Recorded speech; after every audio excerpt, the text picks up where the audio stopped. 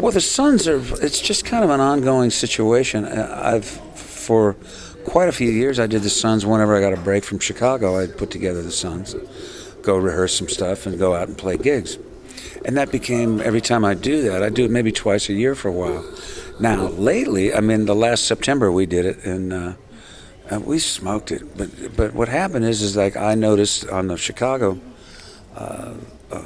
itinerary, I said, September's open. So I asked the road manager and the manager, I said, we're pretty cool with September. It looks like a vacation. Are we open? They said, yeah, we're not planning on doing anything. I said, are there any gigs being talked about? No, it's a vacation. And so I went ahead and got the guy that books the Suns, go, okay, book the Suns. Boom, the minute I booked the Suns, Chicago booked right over it. They got 5 or 6 gigs. So I had to put in a substitute. I put Lou Pardini in place of me. And Lou's great, it's awesome. But I'm maybe the only guy that's sent in substitutes and played gigs. So they didn't really appreciate that much. And Chicago right now, I've never worked as much as Chicago the last couple of years. I mean, we're upwards of 130, 120, 130 gigs a year.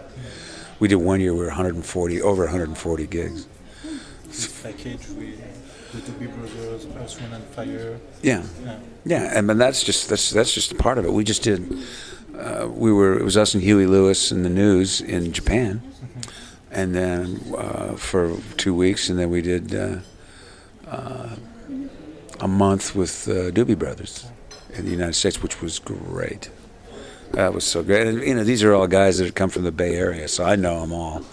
I've known them forever. Mark Russo was playing with the Doobie Brothers, and Russo was playing with the Suns for a while. Yeah. You had Bobby Kimball and Johnson on the Suns album. Yeah, I had Bobby, TJ and Bobby sang on a song with the Suns. And the Doobies are, I've known those guys since the Suns top billed them. I've known them since they were just starting.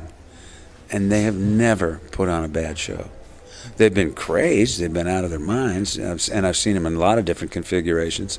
I was on the road with them when I had a solo album called Single. And I went on the road with it. I was out with Foreigner for 4 or 5 gigs, and I did like 12 gigs with the Doobie Brothers. And that was when Michael was singing with them, and Tom was out of the band for a while. And they were slamming then. They never do bad. I mean, they've never done, as far as I'm concerned, they've never done a bad gig. Awesome band. They just put on a great show, and the audience is just, with tunes like that, it's kind of hard to miss.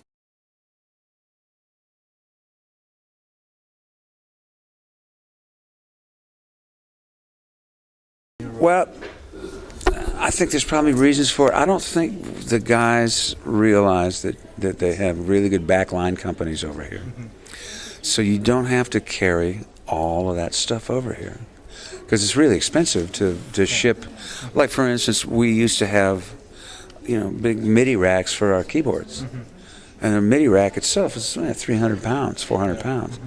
And 400 pounds, what it costs to send that across in baggage on an airplane is as much as it costs to send a person.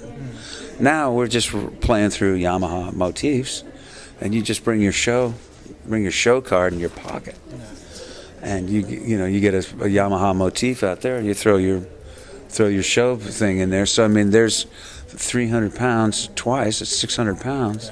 We don't have to do.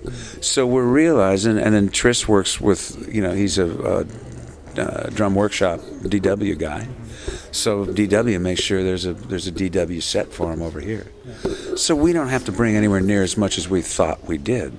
And and I know Jimmy and Walt and those guys say, well, we can't. We got to bring our own rigging. We got to bring our own lights. We got to bring our own. Bring the whole thing. I don't think you do. And I know I always mention it. Hey man, I go over there with my 5-piece or with a small band. We get backline companies, and there's equipment right there for you to play. And it might not be exactly the same as at home, but hey, you can pull it off. Yeah. So we've been actually this last round, and we all got on one. I mean, we've got 2 substitutes in the horn section. We brought Nick Lane on trombone and Ray Herman on sax. Yeah. Man, Ray's bad. Nick's bad. These guys are serious players, you know. So we're doing fine.